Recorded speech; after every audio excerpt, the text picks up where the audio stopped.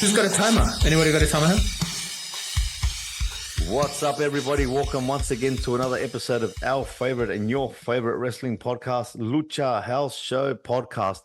I'm Mars, the voice of violence, once again joined here at virtual ringside by my colleagues, the original Hispanics causing panic, Rowdy Roddy Para and Renzo Simbrazos. Well, we're going to start off today talking a bit of AEW, so I'm going to do something that's really, really unnatural for me, and I'm going to shut my mouth for the next 15 minutes and let you two talk a bunch of AEW. Wow. Yeah. AEW, man. Goddamn. Renzo, start it up, man, because we had a pretty good show today. AEW was 3 hours today, and it was filmed in Toronto, Canada. So they filmed Dynamite and Rampage pretty much back to back. Yeah. Which is really cool. 3 hours of wrestling that the crowd got, almost like a pay-per-view event, really. And there were some really good matches. And Dynamite started with Eddie Kingston, who is the AEW Continental Champion, versus the Rainmaker himself, Okada. And this one was a kind of a surprise decision. Okada beat Eddie Kingston in a brutal match, but at the end we saw the Bastard Pac come in and face off against Okada. So that's going to be a future feud. But what do you think of this match? I don't think it's a bit of a surprise result. It was you need to give him the title. We gotta remember Kingston is the champion, the mega champion at the moment. I can't remember the name of it, but he's the champion of champions. He's the champion of AEW and Ring of Honor together. He holds New Japan as well. And New Japan, he holds 3 titles at the moment. Yeah. So he just lost one, which is the AEW one, which they need to give it to Okada. Like, if he's gonna go for a title match this early, he's going to give it the title. Like, he's coming with that position with the Young Bucks. So he has to continue that streak of wins. So of course, if he goes for a title, you're gonna give it the title. Yeah. Which I don't mind. Like I said, Kingston has 4 titles in total, including the unified one. So he has 4 titles. Losing one, it's not. We still had New Japan and Ring of Honor. What are we talking about? Yeah. So give the one to the Rainmaker. That's great. It's a minor title, which is good. The Intercontinental, and like I always say, the Intercontinental champion needs to be the majority of the time with someone outside United States. That's always has to be, man. It's the Intercontinental title. So Eddie Kingston had it for a good time, but now it's good to have it to the Rainmaker. His first title outside Japan. So that's something really like a milestone for him. But it was a great match. Talking about the match, it was good. It was a great, brutal match, man. It's New Japan all around. That was great. Mm-hmm. Yeah, definitely New Japan style. And the next match we had was Hook versus Chris Jericho. And look, Hook won this match. It was a great match as well. Hook, Taz's young son. And they're really pushing Hook, and they've been pushing Hook for a while, right? When, even CM Punk, pushed Hook when he was there. And it's great to see that Chris Jericho is, delivering on his promise that he's pushing the youngsters through, and he's definitely doing that with Hook here. Yeah, that was a great match too. Hook looked buff, man. He's getting bigger.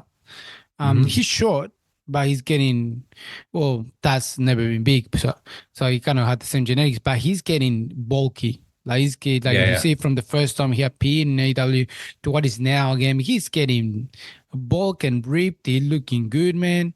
And now we got him against Chris Jericho. Just push Jericho around like not tomorrow. It was great. Jericho with a new song too. He stopped using the old song. So he, like Chris Jericho said, once he changed character, once he changed the persona, he doesn't roll back. So he completely changed everything around it. So it's the new entry, new music, new colors, new everything.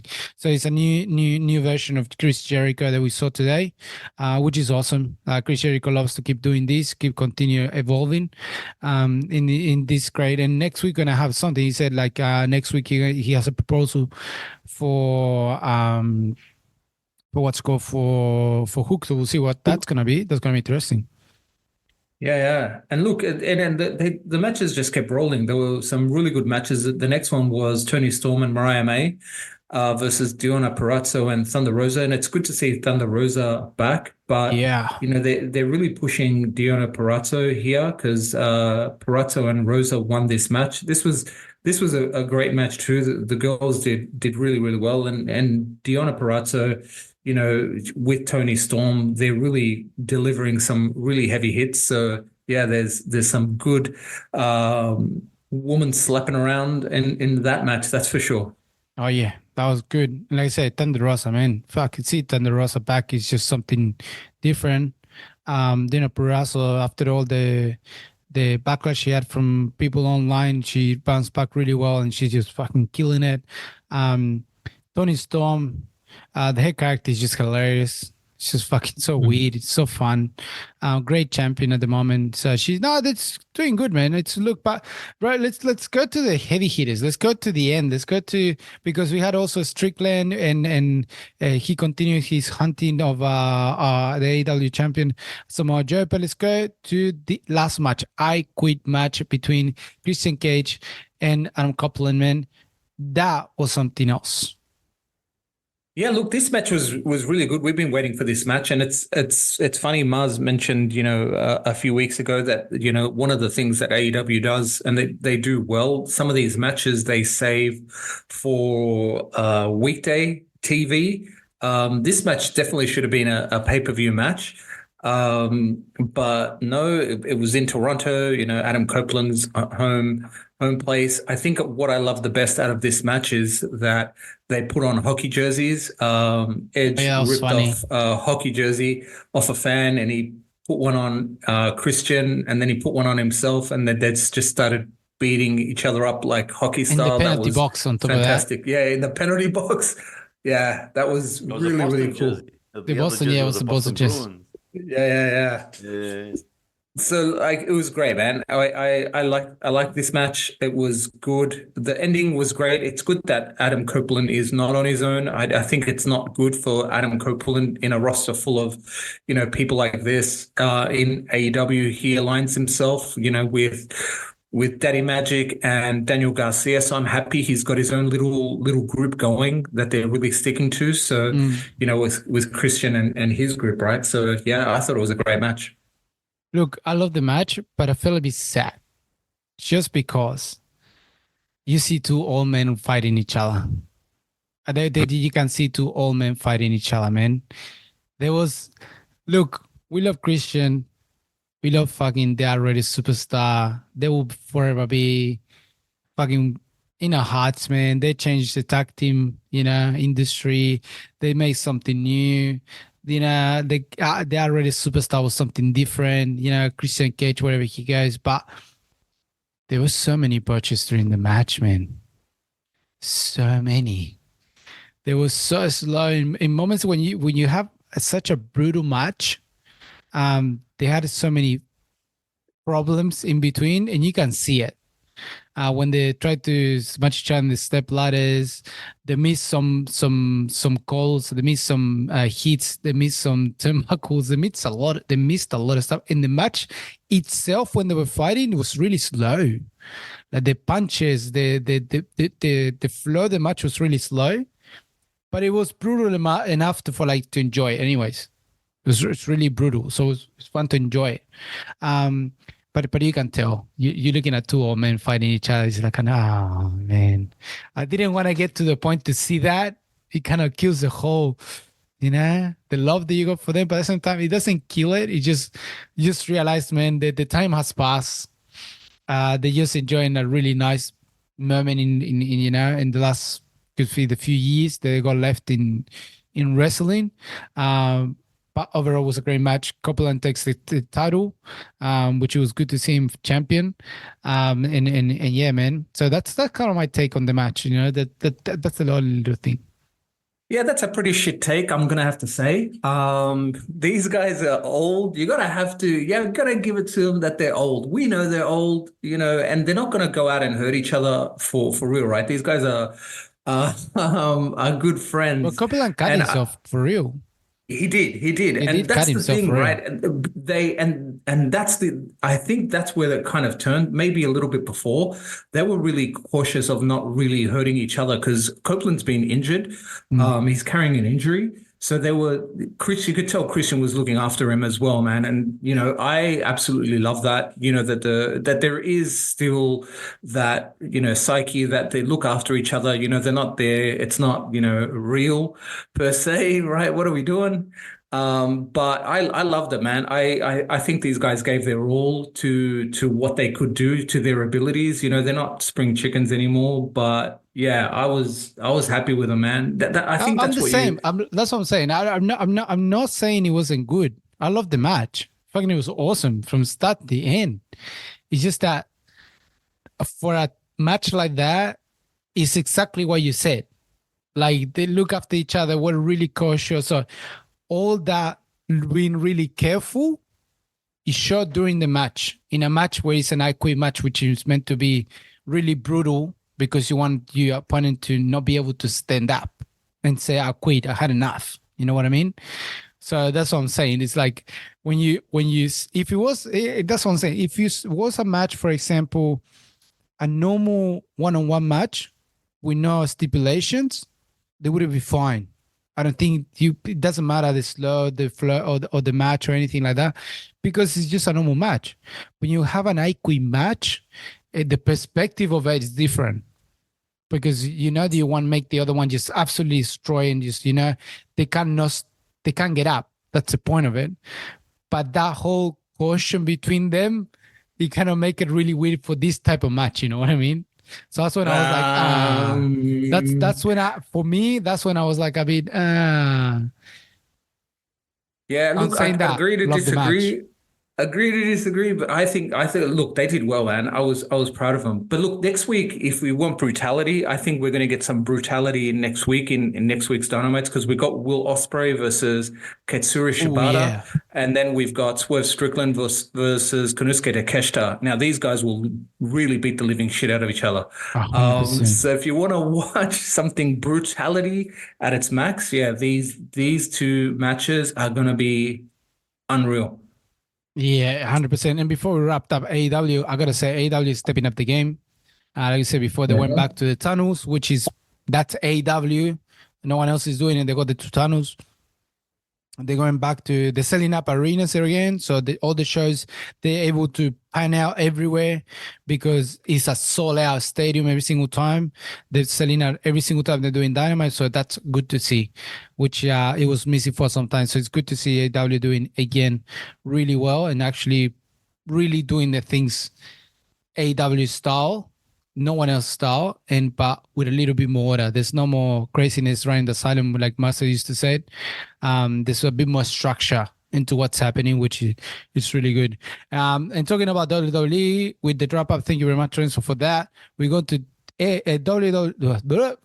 Wrapping at AEW, we gone to WWE. Fuck me, Mars.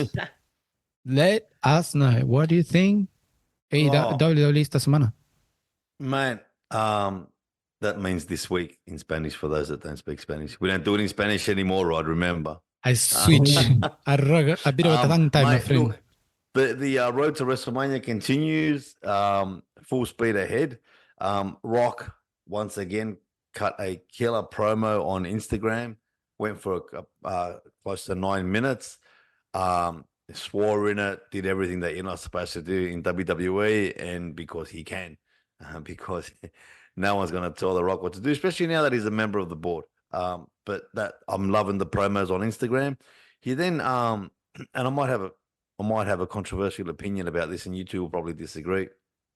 But he then started off SmackDown, which I think is the best. Like, do not leave Rock till the end. Do not give Rock a time constraint. You either put him at the start of the show or you put him at the top of the first hour where he can go and he can improvise and he can do what he wants as long as he wants. And he started off with a song.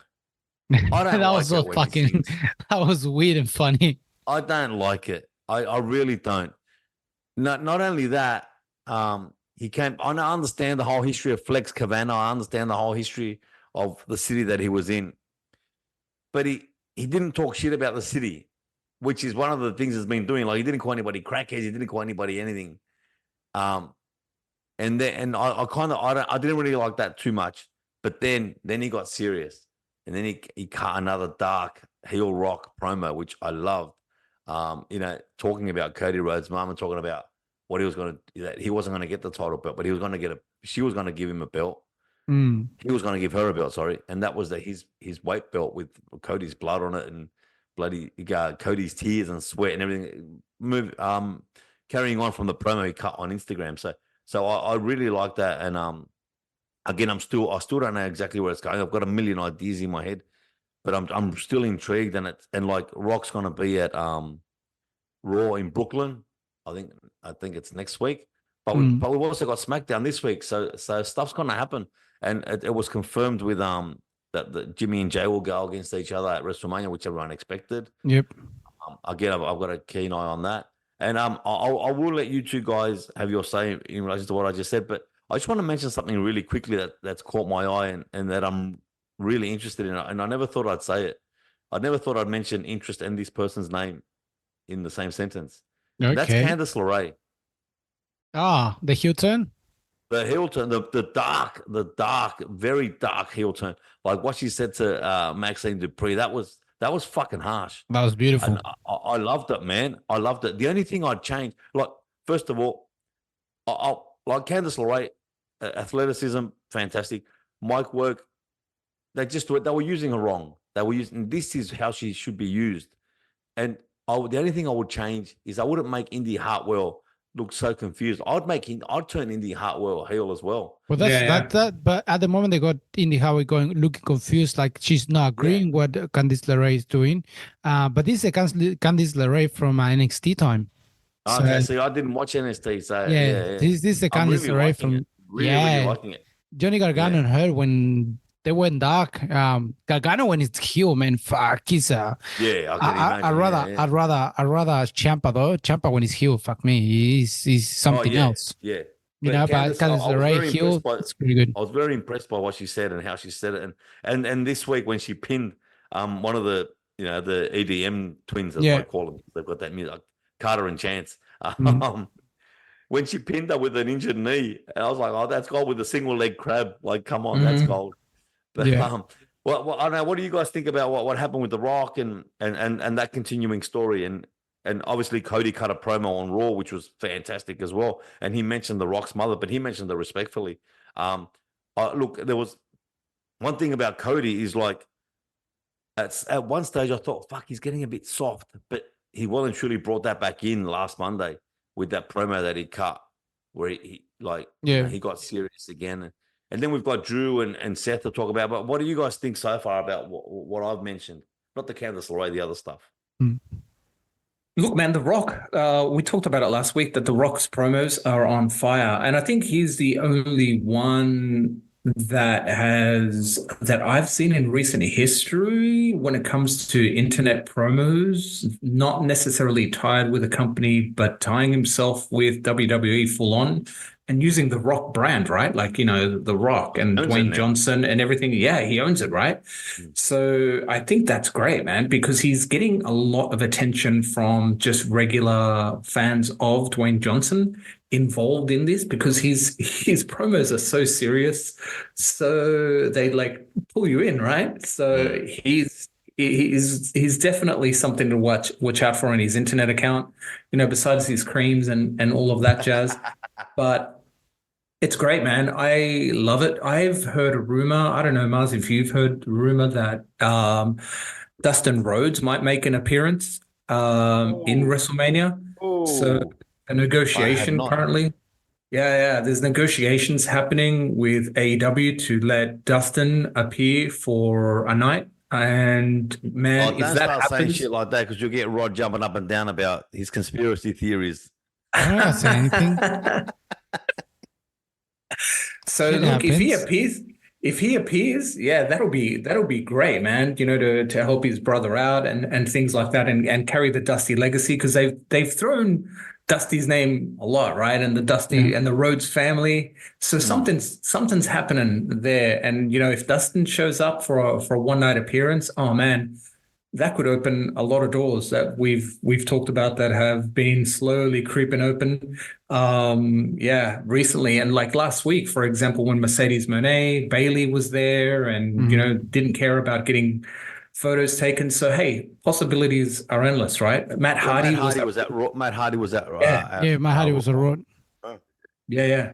So there's rumors that it could be the Hardy boys and the Dudley boys making an appearance in the tag team match for the titles at WrestleMania. So Baba has been putting a lot of stuff on Instagram on X regarding that. So keep an eye on that. And so it's doing Matt Hardy. So that'll be crazy to have them there. Because it's a great setting. It's a lot of teams in there, so that'll be good to do. In terms of The Rock, well, The Rock gave us another little hint of what things are going, calling himself the final boss. Yes, I forgot about that. Yes, I think that's a really important part. He's the final boss. And Cody actually say it on his promo. He said he's calling himself the final boss. So he's like, where's Roman and all this? So again, he's putting himself one above Roman Reigns again. First, he's the high chief, and now he's the final boss. So again, he's keeping Roman down. Roman is not important for him. So we know where things are going. In terms of the R rating era is gone. That's for sure. They're swearing left, right, and center. Cody Rhodes has had the same freedoms to say. He talked about the Rock stick and stuff like that. So that was awesome. Now, one thing I want to point out about Cody Rhodes, do you look how he came up into the ring? And the light they were using, he was using a dark suit. Yeah. Point out AEW. Remember when he used to use dark suits? You see the dark suit? Yeah. That's when he turned heel. That's when he turned that's when he turned to the dark side. And if you look what he's doing, his promo, he was doing a little bit soft, but not really, because then it gets to a point, if you see the promo, the lights go out on the side and you see a light just pointing at him. And you don't see much at the back. The background is blacked out. So you can see what is showing you there, and that's why I love fucking camera work and all that stuff, is showing that Cody is going to a dark place now. Cody is no longer the babyface Cody 100%. He's just going to a different place to be able to face The Rock and Roman Reigns, He's digging really deep. He's no longer, all smiles, stuff like that. He's just really digging deep at the moment. But he's going to a different place to be able to go into this match. Now, the question is to happen. What the fuck is going to happen night one? And one thing I remember, I was just in the car. I wasn't even listening to fucking wrestling. And I remember one thing. We still don't know what Roman Reigns said to Grayson Waller. No, we still don't know. So, and that just made me think. I remember what The Rock said. If they lose night one, no one from the bloodline will be present. Yeah, that's right. Which make you think, what is Grayson Waller in all this? And Grayson Waller is the one that been in between Cody Rhodes and Seth Rollins, with the Grayson Waller effect in Australia. So Grayson Waller has been involved in somehow in all this, but kind of on the side. We saw Paul Heyman at one point talking to him, and then we saw The Rock now talking to him. So because Roman said, what I'm about to say to you is only for your ears. So you see that Roman is doing something on the side without The Rock, or this is part of what's going to happen night two, which could be that they're going to lose on purpose, to be able to get somebody else or surprises coming in. I don't know if they'll lose on purpose, but man, you know what? I've been thinking about these too, and I think they're going to win that tag team match. I don't know. It's just the way The Rock has been putting it out there, it makes more sense to lose just to give a sense of winning to Cody Rhodes. To give to Cody Rhodes, okay, you won one night, but you're going to lose the second one. You know what I mean? I mean, I do. I know what you're saying. I understand why. You're But I giving just hope think, to the fans I- as well. We give hope to the Yeah. fans. Yeah, give You me know, hope. the yeah, but don't forget, there's also another babies. story. There's also another storyline to this, which is the Seth Rollins story, and I think they're going to lose that first night, and then Seth's going to eventually turn on Cody, which I think is going to come on the Raw after WrestleMania, because I think Seth's going to lose his title the next night to Drew, and he's going to blame that tag team match and everything that's- that he was doing with Cody. I said for to you losing last that time, title. the only thing that I had a problem with that theory is that Seth Rollins is the one that got involved. Is Seth Rollins the one that actually said yes to the tag team match? Yeah, So but he's going to say, it but that's, makes no that's what sense. I mean. Like you distracted me with your shit that I had to jump into, and that stopped me from concentrating on my own shit, and that's why I lost my title. I don't know. Mm. I don't know because And I still think Jay's going to come back to the bloodline because, for example, if Rock and Roman lose that first night and it's no bloodline to have any interference, Jay's not in the bloodline technically. depends The what only happens reason with I it. think the only reason I think that might not turn Jay heel is because at the moment he's making them a lot of money with all the merch, with the Yeet stuff, and he's gone fire as a face. So Yeah. I don't know. That's the beauty of it, man. It just could go in so many different Oh, it directions. could go in different ways. Yeah. Yeah. It is, I don't It's know what's the exciting. beauty of it. Well, Jay is the third most playable character on the WWE 2K game, so he does say something right there. Mhm. I don't know. The only flaw I can hear like in that theory is just the fact that Seth Rollins is the one that's been pushing, Cody Rhodes to go into these first, go with me, and then so it's kind of it wouldn't make sense to say, hey, it's your fault when you fuck, like he's the one pushing the whole time, but we'll see. We'll still not know what's gonna happen. He could be the one that also is gonna turn into Cody and give the title to Roman. Fucking knows. Even though he's been going against Roman, Who knows? who knows? He's Seth Rollins. He's Seth freaking Rollins. He's the architect. You never know what he's doing or he's building up to it. Watch my interview. Watch my interview with him when I Yeah, asked this him. is a special As long moment. as Cody stays in line. As long as Cody stays in line. That's what his words were. Exactly. So we don't know. So nice wrap up fucking on WWE, man. That's pretty much what we wanted to know. But we still don't know. That's the fucking part. We still don't know what the fuck is happening. So pretty much, man, a good wrap up. WWE, fucking, we're running like crazy because we're doing this in the free soon. By the way, people, that's why. That's why we're doing so fast because unfortunately we're doing the free one. Hopefully later on we're gonna be in the other one. We'll back to discuss for hours. But from that we jump to the Rensoverse, man. What do you have for us this week? Oh man, talking of brutality, I've got a brutal match that Mars would absolutely love. So this is a match back in probably about maybe 4 or 5 years ago. 5 years ago, actually. It's a Ring of Honor match, and it's Eddie Kingston versus Kevin Steen, also known as Kevin Owens. And it's an anything goes match. Wow. And the brutality of this match is unfriggin' believable. Kevin Steen looked like a young dude here, but there's tables, there's all sorts of stuff, things that I didn't think were possible in a anything goes match that these guys could have done in Ring of Honor, but they did it. So yeah, watch this match. It's up on YouTube and it's going to be up on our site. So Kevin Steen versus Eddie Kingston, anything goes for the Ring of Honor World Championship. That is gold, and I will definitely be watching that because, if you guys remember, when Ring of Honor was first created, it wasn't for these kinds of matches. It was just pure, like 100% grappling wrestling. Mm-hmm. So to see this stuff, I'm intrigued. And like Kevin Owens or Kevin Steen, as he then was, versus Eddie Kingston. Damn, I love the shirt. That ain't hold back. Chaos shirts, violence, destruction, and brutality. What a shirt! I want that. Three of my favorite things. I love that. No, that I'll put it on the chat. It's on the Rensoverse playlist. It's already there, so you guys can see it. I'm just watching the previews here on WhatsApp. And God damn, Eddie Kingston. and he's in a small ring. It's not even that fancy like Ring of Honor. It's a little bit before or now.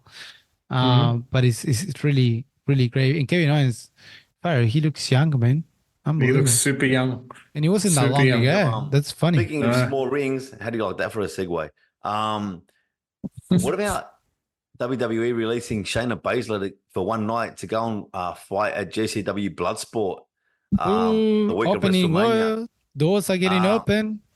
And I don't know if you guys are familiar with or our listeners are familiar with the Bloodsport type, with that Bloodsport pay-per-view or whatever it is from GCW. It's actually just a ring without ropes.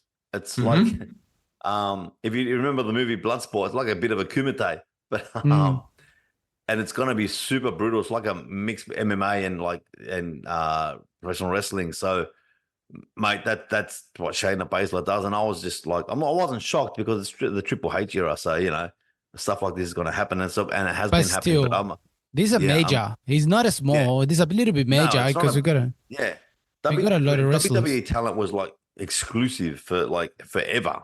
Yeah, like, there's no way that would ever go anywhere else. 100%. That's what I'm saying. Like what Renzo was saying before. Like the door is open. You don't know what's gonna happen now. You know, AEW and WWE. The rivals, but things can happen. We got TNA. We had the TNA champion going to WWE Royal Rumble. I can understand why. That's like, companies, crazy shit. You know. I can understand why companies like TNA, GCW, and maybe even MLW in the future, and all the other indies, why WWE would nurture that, because that's like their minor leagues. So that creates talent that then will make it to WWE. But in terms of WWE and AEW working like that I think they're just too close a rival to do that, for that cross promotion. No one is bigger than WWE.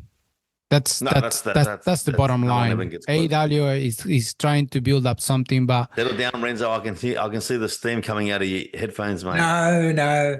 Something's happening. Something's happening. We said it. We know. In the background. Look, mate, don't get me wrong. As I always say, I love the fact that we've got so many promotions now. I love the fact that there's like another major international wrestling promotion on television. And I think it's just great for everybody, for the wrestlers, for the fans, for the business. So I'm definitely not hating on any. And I never would hate on any promotion. But yeah, man, I'm like, shit's happening in the wrestling world, man. And it's fucking awesome. Look, it's great. If it wasn't big, if Vince McMahon would still be on as a producer, where AEW will much bigger at the moment. It will be having, and WWE it will be sweating balls at the moment. Yeah. Because people were getting the shits with WWE. Exactly. Well, that's why a lot of wrestlers left. Yeah. That's the reason. Not just wrestlers, but fans, like real hardcore wrestling 100%. fans. Oh, absolutely. They're like, well, give us a fucking alternative and we'll watch it. And that's what AEW did. Yeah. So when Triple H came in and just Triple H, and I think I shared with you the conversation that one day Bryan Danielson had with Vince. When Vince was watching AEW, and he said to him, what is they doing that we're not? And I think that was one of the moments when the Vince realized, oh, fuck, gotta step aside, you know? So we'll see what happens. Right, but we got to wrap up. We got to wrap up here. We got less than a minute, you know? We got like 30 seconds. But anyway, so a few words, guys, before we go. Look, shout out to our boy from Ireland, Rory, who listens to Lucha HSP. Hey. What's up, Rory? Thanks for listening, mate. Yeah, guys. That's it. It's a wrap up for this week. We got WWE, AEW. AEW again is getting interesting. It's getting fun. It's getting good to watch. Fucking sold out arenas, great matches, which is fucking awesome. WWE, fucking the story that keeps giving, man. It just doesn't stop. That's not fucking stop. And that's great. So we got everything going great everywhere. So we're getting closer to a major event, the great event of the year that we were waiting for, WrestleMania. So nothing. With this, we'll see you next week, guys. Have a good one. And this was Lucha Speak.